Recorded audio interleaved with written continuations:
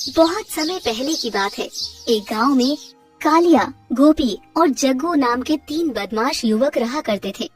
उन तीनों में बहुत गहरी मित्रता थी। एक दिन वो तीनों दूसरे गांव में चाय की दुकान पर बैठे हुए थे कि तभी वहां पर कलुआ नाम का एक व्यक्ति आ पहुंचा और कालिया की ओर देखकर बोला, ए कालिया भाई, तुमने मुझसे कुछ समय पहले 200 रुपए उधार लिए थे। अरे भाई, मैं तुम्हारे घर के चक्कर लगा लगा कर तंग आ चुका हूँ, दिमाग खराब हो गया।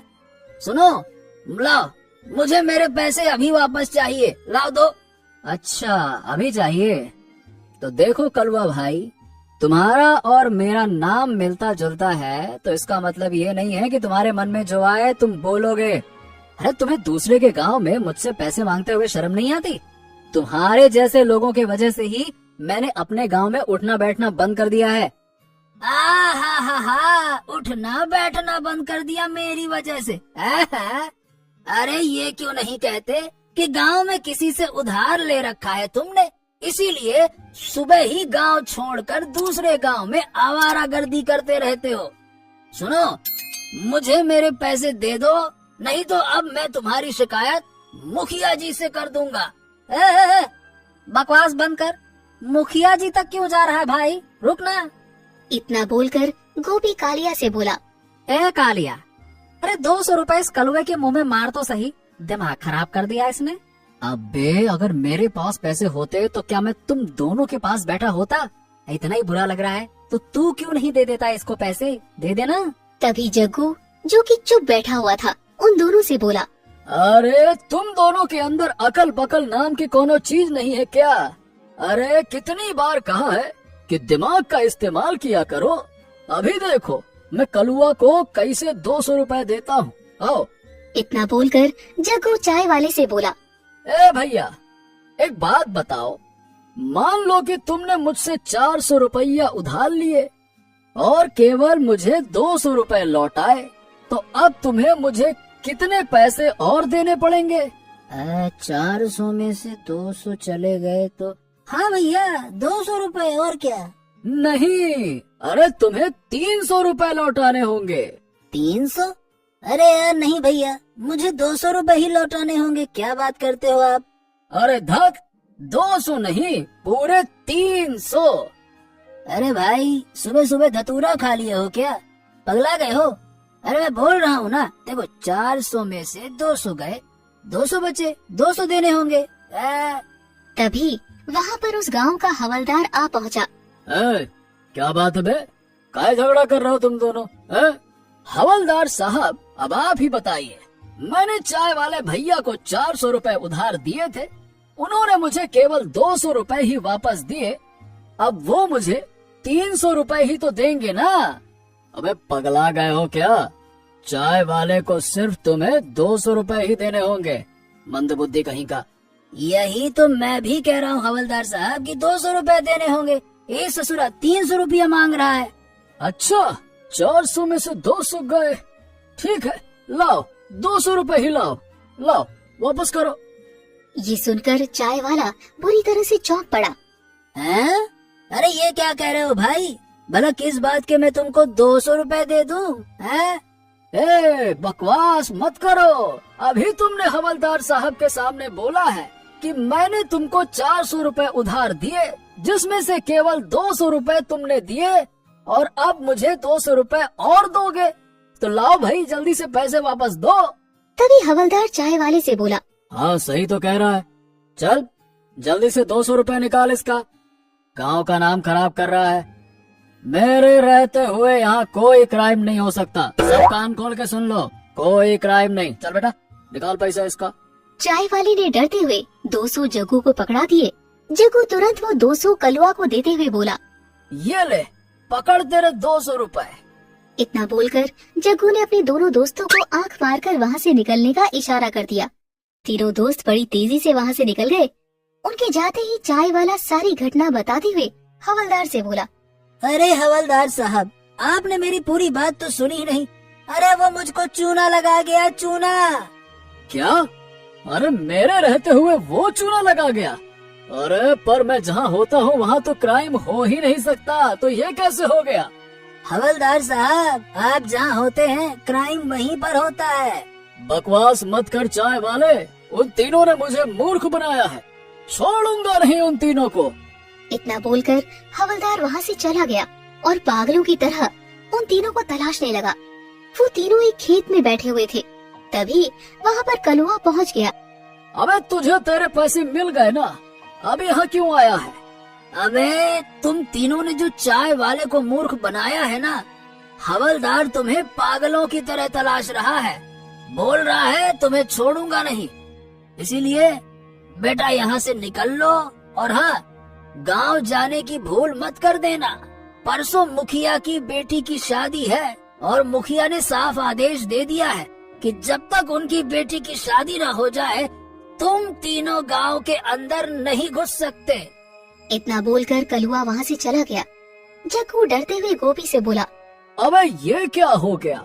हमें हवलदार ढूंढ रहा है और उससे बचने के लिए हम गांव भी नहीं जा सकते, तो क्या हम तीनों को अब जंगल में भटकना पड़ेगा?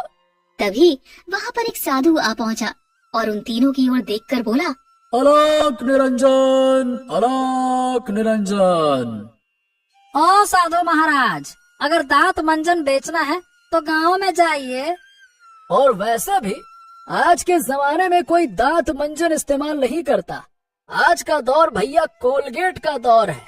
बकवास बंद करो। मैंने देखा है कि तुम तीनों ने कितनी बुद्धिमानी से उस चाय वाले को मूर्ख बना दिया। मुझे तुम तीन बुद्धिमानों की ही तलाश थी। और वो क्यों? दरअसल मेरे पास तीन चमत्कारिक शक्तियां हैं। जवानी में मैं भी तुम्हारी तरह शरारती था, तब मुझे भी वो शक्तियां एक साधु ने प्रदान की थी। मैं उन शक्तियों का फायदा तो नहीं उठा पाया, लेकिन जब मैंने तुम तीनों की बुद्धि को देखा तो मुझे लगा कि तुम तीनों ही इन शक्तियों का फायदा उठा सकते हो। मैं वो शक्तियां तुम तीनों को दान देना चाहता हूँ। मैं जंगल में जाकर एक आम इंसान की तरह जीवन व्यतीत करना चाहता हूँ। अरे तो साधु महाराज, देर किस बात की है? जल्दी से अपनी शक्तियों को हम तीनों में ट्रांसफर कर दीजिए। लाइए। अचानक साधु की आंखों से रंग बिरंगी किरणें उन तीनों के शरीर पर पड़ने लगी। जग्गू, कालिया और गोपी को अपने अंदर अद्भुत शक्ति का एहसास होने लगा। कुछ देर बाद साधु उन तीनों से बोला, कालिया, तुम्हारे अंदर मैंने ऐसी शक्ति दे दी है कि तुम घने अंधेरे में भी चमगादड़ की तरह साफ साफ देख सकते हो। और गोपी, तुम इतनी तेज दौड़ सकते हो जितनी राजधानी एक्सप्रेस भी नहीं दौड़ सकती। और जग्गू, तुम्हारे अंदर सबसे खास शक्ति है भूतकाल में जाने की शक्ति। तुम अपनी जुबान से किसी भी राजा महाराजा का नाम लोगे, तुम उसी के दौर में पहुंच जाओगे और तुम भूतकाल में अपने साथ दो और लोगों को भी ले जा सकते हो। इतना बोलकर साधु वहाँ से गायब हो गया। अरे हमारे अंदर तो चमत्कारी शक्तियां आ गई हैं। भाई लोगों, अब हमें तुरंत चोरी करने की योजना बनानी होगी। क्यों? हाँ, सही कहा। एक आइडिया है मेरे पास। कल मुखिया की बेटी की शादी है। हम बिजली खराब कर देंगे और पूरे गांव में अंधेरा छा जाएगा। कालिया के अंदर शक्ति है अंधेरे में देखने की। वो हम दोनों को मुखिया की तिजोरी के पास ले जाएगा और हम दोनों बड़ी आसानी से चोरी कर सकते हैं। क्यों भाई? वाह, क्या जबरदस्त आइडिया है। कभी कभी तेरी बुद्धि जेम्स बॉन्ड की तरह काम करती है मेरे भाई। शानदार शानदार, मजा आ गया। और हाँ, ये अच्छा काम हम कल नहीं बल्कि आज ही करेंगे। जग्गू, कालिया और गोपी उसी समय अपने गांव में लगे हुए पावर पॉइंट के पास चले गए। जग्गू ने अपने गांव की तरफ जा रही पावर सप्लाई को खराब कर दिया। ऐसा करते ही अंधेरा फैल गया और वो तीनों अब दोस्त मुखिया के घर में चुपके से घुस गए। गोपी कालिया से बोला, यार मुझे तो कुछ भी दिखाई नहीं दे रहा। अबे चिंता मत कर, मुझे तो दिन की तरह साफ दिखाई दे रहा है ना। बस तुम दोनों मेरा हाथ पकड़ो और हम जा रहे हैं मुखिया के कमरे की ओर। चलो। कालिया गोपी और जग्गू का हाथ पकड़कर मुखिया के कमरे की ओर जाने लगा कि तभी गोपी का पाँव कमरे के दरवाजे से टकरा गया। अरे रे रे रे रे रे रे रे, मैंने कितनी बार कहा है इस नास पिटे मुखिया से कि अपने घर का दरवाजा सही करवा ले। इससे पहले भी हम दोनों मुखिया के घर से चोरी करके भाग रहे थे, तब भी ससुरा इसी दरवाजे से टकराए थे। अबे अपना मुंह बंद कर, चुप हो जा, चुप। अगर किसी ने सुन लिया ना तो भीड़ इकट्ठी हो जाएगी। मुझे सब दिखाई दे रहा है, चुपचाप चलो मेरे साथ। अबे तुझे सब दिखाई दे रहा है, अकल के अंधे, लेकिन हम दोनों को तो कुछ नहीं दिख रहा है ना। अरे बकवास बंद करो, अब जल्दी से अंदर चलो, चलो। कुछ ही देर में कालिया अपने दोनों दोस्तों के साथ मुखिया की तिजोरी के सामने खड़ा था कि तभी अचानक दरवाजा खुल गया और गांव वाले हाथ में लालटेन पकड़े हुए कमरे में घुस आए। उनमें मुखिया भी था। गोपी, कालिया और जग्गू, अरे जब गांव की बिजली गई थी तभी मुझे शक हो गया था कि किसी ने कुछ तो गड़बड़ की है। अरे देखते क्या हो, इन तीनों का मार मार के भरता बना दो। अरे कूद डालो इनको। गोपी, जिसमें तेज दौड़ने की शक्ति थी, अचानक बिजली की रफ्तार से वहाँ से बड़ी तेजी से भाग गया। हैं? अरे ये क्या है? इतनी तेज तो सुपर फास्ट ट्रेन भी नहीं चलती। लगता है ये तीनों कोई चमत्कारी शक्तियाँ लेकर किसी बुरे इरादे से इस गांव में आए। अरे इससे पहले कि ये दोनों भी भाग जाए, मार मार के कचूमर निकाल दो दोनों का। मारो सालों को। गांव की भीड़ कालिया और जग्गू को बुरी तरह से पीटने लगी। वो दोनों बड़ी मुश्किल से अपनी जान बचाकर सीधे जंगल की ओर भाग गए, जहाँ पर गोपी पहले से बैठा हुआ था। अरे बहुत मारा। अबे तू हम दोनों को अकेला छोड़कर भाग आया। साला दोस्त है कि दुश्मन रे? अबे तो साधु महाराज ने मुझे केवल दौड़ने की शक्ति ही दी है। मेरे अंदर जुगनू की तरह चमकने की शक्ति नहीं है और न ही लोगों को भूतकाल में ले जाने की शक्ति है। बहुत मारा यार। शायद हमारा प्लान ही गलत था, कुछ और सोचना पड़ेगा। अरे सोचना क्या है, आज की दुनिया में तो हम चोरी नहीं कर सकते। एक काम करते हैं, हम तीनों पीछे के समय में चलते हैं। राजा महाराजाओं को मूर्ख बनाना तो बड़ा आसान काम था, जो हम तीनों आसानी से कर सकते हैं। क्यों? हाँ, बिल्कुल सही कह रहे हो। पहले के राजा महाराजा जादुई शक्तियों को बहुत महत्व देते थे। हम तीनों किसी भी राजा को विश्वास में लेकर राजा के खजाने से बहुत सारा धन अपने समय में ला सकते हैं और फिर हमें सारी जिंदगी चोरी करने की आवश्यकता नहीं पड़ेगी। क्यों कालिया भाई? हाँ, क्या बात है यार। तभी तो मैं कहता हूँ, साला तुम लोगों का दिमाग ना जेम्स बॉन्ड की तरह काम करता है। अबे वो सब तो सही है, लेकिन हम जाएंगे कहाँ? मैंने सुना है कि राजा विक्रम अपने समय का सबसे दयालु राजा था और बहुत भोला भी था, और भोले लोगों को मूर्ख बनाना बहुत आसान काम होता है भाई। सही कहा, चलो वहीं चलते हैं। जग्गू कालिया और गोपी का हाथ पकड़ते हुए बोला, मैं राजा विक्रम के काल में जाना चाहता हूँ और अपने दोस्त गोपी और कालिया को भी साथ ले जाना चाहता हूँ। जग्गू ने इतना कहा ही था कि तभी वहाँ पर रंग बिरंगी पेड़ों से एक गोल द्वार बन गया। वो तीनों उस गोल द्वार के अंदर प्रवेश कर गए।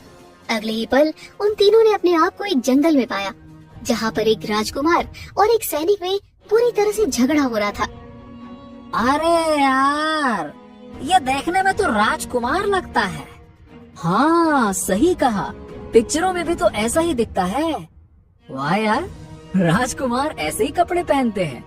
अरे तो फिर देखते क्या हो, इस राजकुमार की जान खतरे में है। राजकुमार को बचा लो, राजकुमार खुश हो जाएगा और हमें महल ले जाएगा, और फिर उसके बाद हम तीनों जलपान करके राजकुमार का सारा खजाना लूट के अपनी दुनिया में वापस चलेंगे। चलो चलो आ जाओ। वो तीनों दौड़ते हुए सैनिक के पास चले गए और सैनिक की बुरी तरह से कुटाई करने लगे। कुछ ही देर में सैनिक बेहोश होकर गिर पड़ा। ये देखकर राजकुमार आश्चर्य से उन तीनों से बोला, कौन हो तुम तीनों, और तुम तीनों ने इन सैनिकों को क्यों पीटा? शक्ल से तो तुम बड़े ही अजीब मालूम होते हो, कौन हो? तभी वहाँ पर राजकुमार का मंत्री आ पहुँचा और तेज आवाज में उन तीनों से बोला, क्या तुम्हें कुछ सुनाई नहीं दिया? राजकुमार कुछ पूछ रहे हैं। अरे कौन हो तुम लोग, बोलो। मंत्री की बात सुनकर गोपी गुस्से से बोला, अबे हम तीनों इसी राज्य के रहने वाले हैं। हमने राजकुमार की जान खतरे में देखी तो हम यहाँ आ गए। क्या तुम्हें बात करने की बिल्कुल भी तमीज नहीं है? तुम जानते भी हो तुम इस समय किससे बात कर रहे हो? हाँ, जानते हैं किससे बात कर रहे हैं। अबे तो शक्ल से ही राजकुमार का गुलाम लगता है। अरे मेरा मतलब नौकर, और क्या। और हाँ, एक और बात तू हमारी कान खोल के सुन ले। तू हमें मालिक का वो कुत्ता लगता है जो मालिक के बोलने से पहले ही भौंकने लगता है। दोनों की बात सुनकर मंत्री बुरी तरह से क्रोधित हो गया। तभी कालिया मंत्री की ओर देखकर बोला, अबे इसमें इतने गुस्सा होने वाली क्या बात है? मेरे दोनों दोस्त बिल्कुल सही कह रहे हैं। और वैसे भी हम नौकरों से बात नहीं करते बेटा। चलो साइड हटो। तभी राजकुमार मंत्री की ओर देखकर आंख मारते हुए बोला, आप कुछ देर के लिए शांत हो जाइए मंत्री जी। रुकिए, शांत हो जाइए। इतना बोलकर राजकुमार तीनों की ओर देखकर बोला, तुम तीनों ने हमारी जान बचाई है, ठीक है? चलो मेरे साथ राजमहल। मैं तुम्हें अपने पिता राजा विक्रम से मिलवाऊंगा और तुम्हें ढेर सारा इनाम भी दिलवाऊंगा। चलो। राजकुमार की बात सुनकर गोपी, कालिया और जग्गू खुश हो गए। वो तीनों राजकुमार और उसके मंत्री के साथ राजमहल की ओर चल दिए। कुछ देर में वो तीनों राजा विक्रम के सामने खड़े हुए थे। राजा विक्रम उन तीनों को गौर से देखते हुए बोला, ये तुम तीनों ने कैसे कपड़े पहन रखे हैं? शक्ल से तो तुम तीनों नमूने दिख रहे हो। ऐसा लगता है जैसे कि हमारे राज्य में दूसरी दुनिया के प्राणी घुस आए हो। कौन हो तुम लोग? तभी राजकुमार गुस्से से उन तीनों की ओर देखकर अपने पिता राजा विक्रम से बोला, पिताजी, इन तीनों की शक्ल पर मत जाइए। मुझे तो ये कोई जासूस मालूम होते हैं। इनकी वजह से ही मैं संगमपुर राज्य हार गया। ये सुनकर तीनों दोस्त बुरी तरह से चौंक पड़े। क्या? ये क्या कह रहे हैं आप राजकुमार? सही कह रहा हूँ। वाह वाह वाह वाह, क्या सही कह रहे हैं? अरे एक तो हमने आपकी जान बचाई और ऊपर से आप हम तीनों दोस्तों के ऊपर ये क्या इल्जाम लगा रहे हैं कि जासूस है? बिल्कुल सही इल्जाम है ये। और क्योंकि पहला तो तुम दोनों ने ये झूठ बोला कि तुम तीनों इस राज्य के हो। अगर तुम इस राज्य के हो तो तुम्हें पता होगा कि मेरा और सैनिकों का मुकाबला संगमपुर राज्य जीतने का था और मैं उन सैनिकों से जीतने वाला था। लेकिन अचानक से तुम तीनों आ गए और उन सैनिकों का मार मार के भरता बना दिया और प्रतियोगिता का सत्यानाश कर दिया। तुम सही कहते हो राजकुमार, ये शक्ल से ही चोर और जासूस मालूम होते हैं। जरूर इन्हें पड़ोसी राज्य संगमपुर के राजा ने प्रतियोगिता को खराब करने के लिए भेजा होगा। सैनिकों, इन्हें कारागार में डाल दो, ले जाओ इन्हें। राजा विक्रम का आदेश सुनते ही तीनों दोस्तों को कारागार में डाल दिया गया। तभी वहाँ पर वही साधु रंग बिरंगी किरणों के साथ प्रकट हो गया। साधु को देखकर जग्गू गुस्से से बोला, अरे साधु महाराज, ये कैसी शक्तियाँ दी हैं आपने हमें? अरे 2 जगह हमने इसे इस्तेमाल करने की कोशिश की मगर हम दोनों जगह फंस गए। क्या करें? जग्गू की बात सुनकर साधु गुस्से से उन तीनों की ओर देखकर बोला, मैं तुमसे अपनी जादुई शक्तियाँ छीनने आया हूँ। इतनी चमत्कारिक शक्तियों के बाद भी तुम एक चोरी तक ना कर सके। अरे लानत है तुम तीनों पर। और मुझे अफसोस हो रहा है कि मैंने इतनी चमत्कारी शक्तियाँ तुम तीनों निठल्लों और मूर्खों को पकड़ा दी, जो चमत्कारिक शक्तियाँ होने के बावजूद कुछ न कर पाए। इससे अच्छा तो ये शक्तियाँ मेरे पास ही होनी चाहिए। इतना बोलकर अचानक से उन तीनों के अंदर रंग बिरंगी किरणें निकलती हुई साधु के शरीर के अंदर प्रवेश कर गई। वो तीनों अपने आप को कमजोर महसूस करने लगे। अब तुम तीनों एक आम युवक हो। अरे रे, अरे रे, ऐसा मत कहिए साधु महाराज, हम तीनों यहाँ पे फंस के रह जाएंगे, बर्बाद हो जाएंगे, क्या करेंगे? ऐसा मत कहिए। चिंता मत करो, तुम तीनों इस काल के नहीं हो। तुम तीनों को 3 दिन तक भूखा प्यासा रहना होगा। तुम तीनों जब भूख प्यास से निढाल होकर बेहोश होकर गिर जाओगे, तब आंख खुलने पर अपने आप को अपने काल में पाओगे।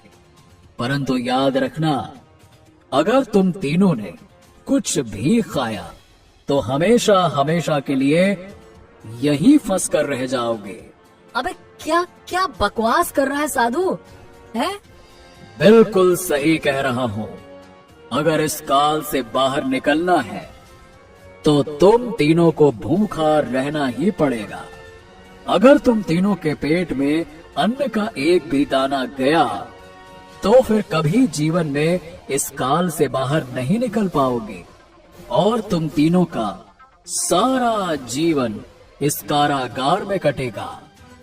इतना बोलकर साधु वहाँ से गायब हो गया। साधु के गायब होते ही 3 दिन भूखे रहने के नाम से कालिया, गोपी और जग्गू भी बेहोश हो गए। वो तीनों 3 दिन तक बेहोश पड़े रहे। 3 दिन के बाद जब उनकी आँख खुली तो उन्होंने अपने आप को अपने गांव में पाया। कालिया अपने दोनों दोस्तों से बोला, हाँ भैया, मैंने तो फैसला कर लिया है कि अब मैं कोई भी बुरा काम नहीं करूँगा। अबे तो कोई अनोखा नहीं है जो तूने फैसला किया है। मैंने भी यही फैसला किया है कि अब से मैं भी मेहनत से काम करूँगा। रे बहुत हो गया। हाँ हाँ, और मैं भी। अरे 3 दिन की भूख ने तो मेरी आंखें खोल दी। उस दिन के बाद वो तीनों सुधर गए।